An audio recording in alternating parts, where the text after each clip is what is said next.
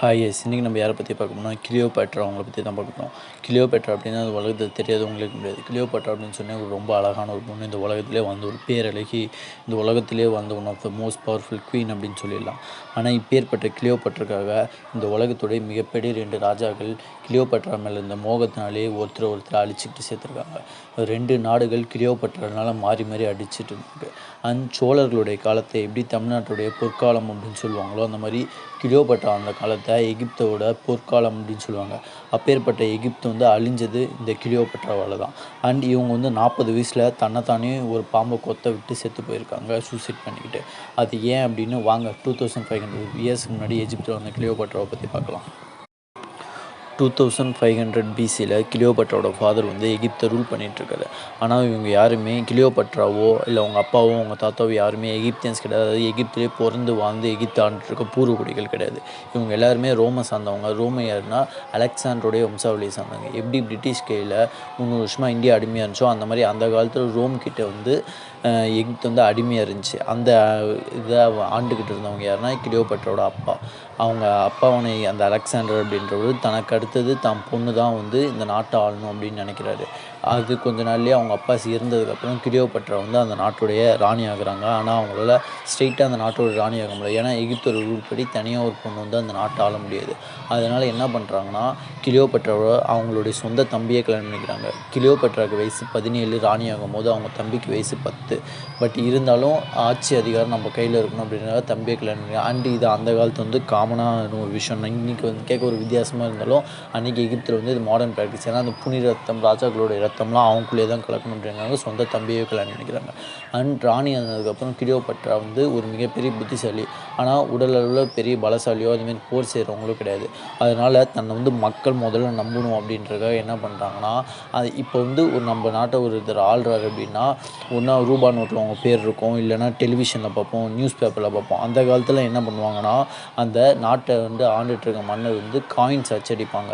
அந்த காயின்ஸில் வந்து அந்த நாட்டை யார் ஆள்றாங்க ராஜாவோ ராணியோ அவங்களுடைய முகத்தை வந்து பத்திரிக்கை வைப்பாங்க. இதை போல் தான் இவங்க தான் நம்ம நாட்டுடைய ராணி அப்படின்னு சொல்லி அந்த நாட்டு மக்கள் வந்து தெரிஞ்சுப்பாங்க.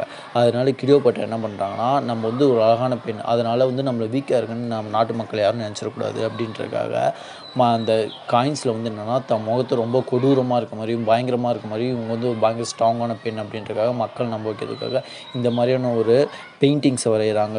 இந்த மாதிரி காயின்ஸ்லாம் வந்து மக்கள்கிட்ட வந்து டிஸ்ட்ரிபியூட் பண்ணுறாங்க. இதனாலே கிளியோபேட்ரா வந்து ஒரு நல்ல ஒரு ராணி, அவங்க வந்து ஸ்ட்ராங்கான ஒரு பெண் அந்த நாட்டு மக்கள் நம்புகிறாங்க. முன்னே சொன்ன மாதிரி அவங்க ஒரு பயங்கரமான புத்திசாலின்றனால சோழர்களுடைய பொற்காலம் எப்படி தமிழ்நாட்டை ஆண்ட அந்த மாதிரி இந்த எகிப்தோடைய பொற்காலம் வந்து கிளியோபேட்ரா ஆண்டுச்சுன்னு பீரியட் தான். அதனால சூப்பரான ஒரு ஆட்சி கொடுக்குறாங்க. மக்கள் எல்லாமே ரொம்ப ஹாப்பியாக இருக்காங்க. இப்படியே ஒரு 4 வருஷம் கிளியோபேட்ராவோட ஆட்சி போகுது. ஆனால் நான் முன்னே சொன்னேன் தெரியுமா, கிளியோபேட்ராவோட அப்பாவோ தாத்தாவோ யாருமே எகிப்தை சேர்ந்தவங்களே ரோம்லேருந்து வந்தவங்க அப்படின்றனால அவங்க யாருமே வந்து எகிப்து கற்றுக்கல. எகிப்து என்ன தான் ஆண்டாலும் அவங்க எல்லாமே ரோமில் தான் பேசிகிட்டு இருப்பாங்க, நடுவில் டிரான்ஸ்லேட் தான் வச்சுட்டு இருப்பாங்க. ஆனால் கிளியோபேட்ரா என்ன பண்ணுறாங்கன்னா எகிப்தை கற்றுக்குறாங்க. நாட்டுடைய மக்களுடைய கஷ்டத்தை நம்மளே தன்னால் முடிச்சுக்கணும். நடுவில் இருக்க மீடியேட்டர் வந்து பாதி விஷயத்தை நம்மள்ட்ட சொல்லுவாங்க, பாதி விஷயம் சொல்ல மாட்டாங்க அப்படின்றதுக்காக எகிப்து கற்றுக்கிட்டு மக்களோட மக்களாக பழகணும் அப்படின்னு ஆசைப்பட்றாங்க. அப்போ அவங்களுக்கு கீழே இருந்த எகிப்தியன் மந்திரிங்கெல்லாம் இருந்தாலும் இவங்க ரோமை சேர்ந்த ஒரு பெண்ணு தானே, இவங்க எப்படி நம்ம நாட்டை ஆளணும் அப்படின்றதுக்காக கிளியோபேட்ராவை ஸ்ட்ரைட்டாக வந்து அவங்களால பதவியேற்க முடியாதுன்னா அவங்க தம்பிக்கிட்ட போய் சொல்கிறாங்க, நீங்கள் இந்த நாட்டுக்கு பேருக்கு தான் ராஜா, ஆனால் அவங்க கையில் தான் ஃபுல் பவர் இருக்குது. அதனால் அவங்க வந்து நம்ம இந்த நாட்டை விட்டே துரத்திட்டா நீங்கள் தான் ஃபுல் பவரில் இருக்க ராஜாவும் வர்றீங்கன்னு கிளியோபேட்ராவோட தம்பி வந்து பிரெயின் வாஷ் பண்ணுறாங்க. அவர் தம்பியும் அந்த எகிப்தில் இருக்க மந்திரிகளோட பேச்சை கேட்டுட்டு கிளியோபேட்ரா வந்து அந்த நாட்டை விட்டே துரத்துற ராணி பதவி பிடிக்கிட்டு தென் கொஞ்ச நாள் கழிச்சு கிளியோபேட்ராவோட தம்பியும் கொண்டுட்டு அங்கே இருக்க எகிப்தியன் தளபதிகளும் மந்திரிகளும் சேர்ந்து அந்த நாட்டை வந்து கைப்பற்றாங்க. கிளியோபேட்ரா வந்து உயிருக்கு பயந்து என்ன பண்ணுறாங்கன்னா அவங்களுடைய பூர்வீக நாட்டான ரோமுக்கு போகிறாங்க. ரோமை வந்து அப்போ யார் கண்ட்ரோல் வச்சு ரூல் பண்ணிகிட்டு இருக்காருன்னா ஜூலியஸ் சீசர் அப்படின்ற ஒரு ஜென்ரல் தான் ரூல் பண்ணிகிட்ருக்காரு. அவர்கிட்ட ஹெல்ப் கேட்கலான்னு கிளியோபேட்ரா போகிறாங்க. அப்போ வந்து ஜூலியஸ் சீசருக்கு கிளியோபேட்ராவை பார்த்தனையும் பிடிச்சி போயிடுது. ஏன்னா கிளியோபேட்ரா வந்து உலகத்தில் ஒரு பேரழகி அப்படின்னாலும் ரொம்ப பிடிச்சி போயிடுது. அதனால் வந்து என்னை கல்யாணம் பண்ணிக்கிறேன் அப்படின்னு ஜூலியஸ் சீசர் வந்து கிளியோபேட்ரா கிட்ட கேட்குறாரு. அவங்க 2 பேரும் கல்யாணம் ஆகும்போது ஜூலியஸ் சீசருக்கு வயசு 53, கிளியோபேட்ராவுக்கு வயசு 21. கிளியோபேட்ரா அவங்களுக்கு பிடிக்கலனாலும் ஜூலியஸ் சீசர் அவங்கள வந்து கல்யாணம் பண்ணிக்கிறாங்க. ஏன் அப்படின்னா அப்போ தான் நம்ம நாடு திரும்ப கிடைக்கும், இவர் நம்ம ஹெல்ப் பண்ணுவார் அப்படின்னால ஜூலியஸ் சீசரை கல்யாணம் பண்ணிக்கிறாங்க. கல்யாணம் பண்ணிக்கிட்டதுக்கப்புறம் ஜூலியஸ் சீசர் உனக்கு என்ன வேணும் அப்படின்னு கிளியோபேட்ராட்ட கேட்கும்போது எனக்கு மறுபடியும் எகிப்து என் கண்ட்ரோலுக்கு வரணும் அப்படின்னு சொல்கிறாங்க. அதனால் ஜூலியஸ் சீசர் ஒரு மிகப்பெரிய படையை திட்டிட்டு எகிப்துக்கு போருக்கு போகிறாரு. போருக்கு போய் அங்கே இருக்க எகிப்தியன் மந்திரிகளையும் தளபதிகளையும் அடித்து தோர்த்துட்டு அந்த நாட்டை வந்து மறுபடியும் கிளியோபட்ராவிட்டே கொடுக்குறாரு. அண்ட் இவங்க 2 பேரும் எகிப்தில் வந்து சூப்பரான ஒரு லைஃப் ஸ்டைலை விடுறாங்க. அண்ட் இவங்க 2 பேருக்கும் சிசேரியன் அப்படின்ற ஒரு மகனும் பிறக்கிறாங்க. ஆனால் வந்து ஜூலியஸ் சீசர் வந்து ரோமில் வந்து அவருடைய செல்வாக்கு பயங்கரமாக அடி வாங்கிட்டே இருக்கு. ஏன்னா இவர் கிளியோபட்ரா பின்னாடியே இருக்காரு அப்படின்றதுனால நம்ம ரோமுக்கு போயிடலாம் கிளியோபட்ராவை கூட்டிகிட்டு மறுபடியும் எகிப்தில் வந்து ரோமுக்கே வந்துடுறாங்க. ரோமுக்கு என்ன தான் வந்தாலும் இவர் வந்து மக்களையோ இல்லை அங்கே இருக்க அரசியலையோ பார்க்காம கிளியோபட்ரா பின்னாடியே சுற்றிட்டு இருக்கிறனால உள்நாட்டு புரட்சி வெடிக்குது. மார்க் ஆண்டனி அப்படின்ற ஒருத்தர் என்ன பண்ணுறான்னா, இந்த மன்னர் நமக்கு தேவையில்லை, இவர் அந்த பொண்ணு பின்னாடியே தான் சுற்றிட்டு இருக்காரு, அதனால் இவரை வந்து நம்ம கொண்டுட்டு நாட்டை நம்ம கைப்பற்றிக்கலாம் அப்படின்னு ஆசைப்படுறாரு. அதேமாதிரி வந்து அந்த கிளியோபட்ராவுடைய புருஷனான ஜூலியஸ் சீசர் அப்படின்றவன மார்க் ஆண்டனி அவர்கள் கொல்றாரு. And then Mark Antony Julius Caesar கொன்ன விஷயம் கிளியோபட்ராவுக்கு தெரிஞ்சதுக்கப்புறம் இதுக்கு மேலேயும் நம்ம நாட்டில் இருக்கக்கூடாது, நாட்டு மக்கள் நம்ம மேலே கோபமாக இருக்காங்க, அதேமாதிரி இந்த உள்நாட்டு போகிறனால நம்மளையும் கொண்டுருவாங்க அப்படின்ற உயிர் பயத்தில் கிளியோபட்ரா என்ன பண்ணுறாங்கன்னா ரோம்லேருந்து தப்பிச்சு எகிப்துக்கே வராங்க. இந்த விஷயம் மார்க் ஆண்டனி அவங்களுக்கு தெரிஞ்சதுனால கிளியோபட்ரா அவங்கள கைது செய்யணும், இவங்களால் தான் நம்ம நாடு இத்தனால முன்னேறாமல் இருந்துச்சுன்னு ஒரு மிகப்பெரிய ரோம்லேருந்து ஒரு மிகப்பெரிய படையை தொட்டுக்கிட்டு எகிப்துக்கு போருக்கு போகிறாரு. ஆனால் கிளியோபட்ரா ஒரு மிகப்பெரிய புத்திசாலினால அவங்கள ஸ்ட்ரெயிட்டாக ரோம படையோ இல்லை மார்க் ஆண்டனியோ போர் செஞ்சு வெல்ல முடியாது அப்படின்னு தெரிஞ்சுக்கிறாங்க. ஏன்னா எகிப்து வந்து அதாவது தங்கமாக இருக்கட்டும், வளங்களாக இருக்கட்டும், அதில் ஒரு மிகப்பெரிய நாடாக இருந்தாலும் மிலிட்ரி ஃபோர்ஸில் அவ்வளோ மிகப்பெரிய நாடு கிடையாது, ரொம்ப சின்ன ஒரு மிலிட்ரியை கொண்ட நாடு தான். அதனால் ஸ்ட்ரெயிட்டாக மார்க் ஆண்டனியோட மிலிட்ரியோட போட்டு ஜெயிக்க முடியாது அப்படின்னு தெரிஞ்ச கிளியோபட்ரா என்ன பண்ணுறாங்கன்னா மார்க் ஆண்டனிகிட்ட வந்து ஒரு டீல் பேசுகிறாங்க. அது என்னென்னா, தயவு செஞ்சு என்னையும் என் நாட்டையும் விட்டுருங்க, அதேமாதிரி நீங்கள் மட்டும் இல்லை பக்கத்தில் இருக்க நிறையா நாடு சேர்ந்த அரசர்கள் என்ன பண்ணுறாங்கன்னா எகிப்து வந்து கைப்பற்றிக்கணும்னு நினைக்கிறாங்க, எங்கள்கிட்ட நிறைய தங்கங்கள் இருக்குது, அந்த தங்கங்கள்லாம் நாங்கள் உங்கள்கிட்ட தரோம், எங்களுக்கு தயவு செஞ்சு ப்ரொடெக்ஷன் கொடுங்க அப்படின்னு வந்து மார்க் ஆண்டனி ஒரு டீல் பேசுகிறாங்க. அந்த மார்க் ஆண்டனி அந்த டீலும் ரொம்ப பிடிச்சி போயிடுது, கிளியோபட்ராவும் ரொம்ப பிடிச்சி போயிடுது. அதனால் என்ன பண்ணுறாங்கன்னா அந்த டீல் அக்செப்ட் பண்ணிக்கிறாங்க. அண்ட் தென் கொஞ்ச நாள் கழிச்சு மார்க் ஆண்டனி என்ன பண்ணுறாங்கன்னா கிளியோபட்ரா வந்து என்ன கல்யாணம் பண்ணிக்கோ அப்படின்னு கேட்குறாரு. அண்ட் தென் இவங்க தான் இவங்களுக்கு பாதுகாப்பு கொடுத்துட்ருக்காங்க அப்படின்றதுனால கிளியோபட்ராவும் மார்க் ஆண்டனி அவங்கள கல்யாணம் பண்ணிக்கிறாரு. ஏன்னா அவங்க ஒரு மிகப்பெரிய பேரழகி, யாராக இருந்தாலும் அவங்க அழகில் விழுந்துடுறாங்க அப்படின்னால மார்க் ஆண்டனி வந்து கிளியோபட்ரா கல்யாணம் பண்ணிக்கிறாங்க. அண்ட் தென் கொஞ்ச நாள் கழிச்சு மார்க் ஆண்டனியும் கிளியோபட்ராவுக்கும் 3 குழந்தைகள் பிறகு மறுபடியும் கிளியோபட்ராவை குத்திட்டு ரோமுக்கே வராங்க.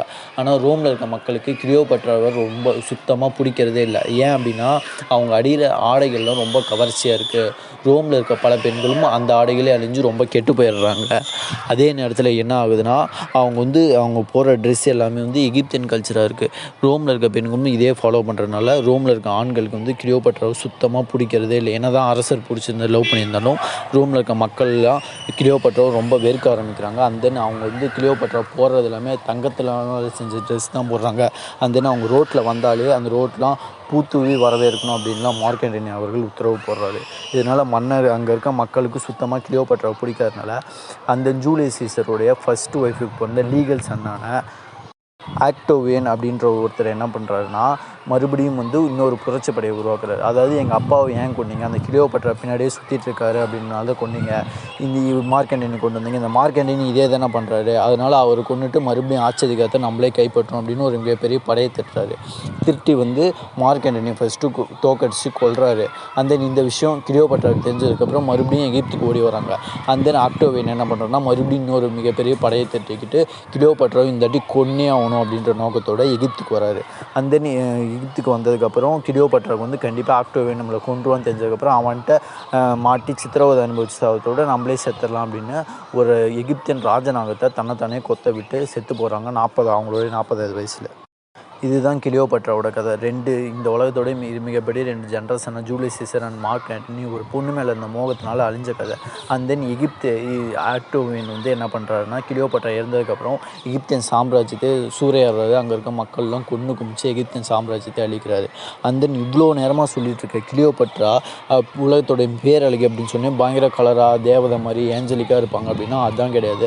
அவங்க வந்து ஒரு பிளாக்கி ஸ்கின் இருக்க ஒரு ஆள், அதாவது அவங்க பார்க்க ஒரு கருப்பாக இருப்பாங்களாம், இருந்தாலும் அவங்க இந்த உலகத்தோடைய மிகப்பெரிய பேரழகி அப்படின்னு வந்து பயங்கரமாக மக்களால் கொண்டாடப்பட்டவங்க.